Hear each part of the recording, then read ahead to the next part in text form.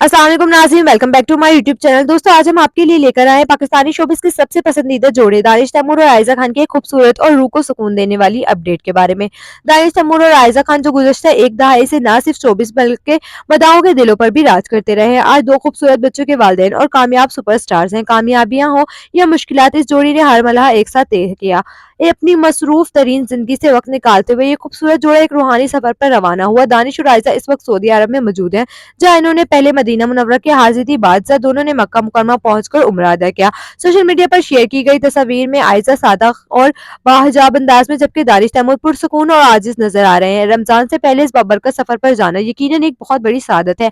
इनकी तस्वीर में सुकून, आजिजी और शुक्र का जज्बा साफ झलकता है, जिसने मदाहों के दिल जीत लिया। अल्लाह ताला इस खूबसूरत जोड़ी की इबादत कबूल फरमाए और इनके लिए आसानियां पैदा करे।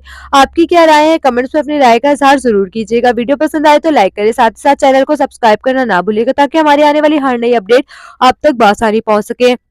मिलते हैं अगली दिलचस्प वीडियो के साथ, तब तक के लिए अपना बहुत सारा ख्याल रखिएगा। अल्लाह हाफिज।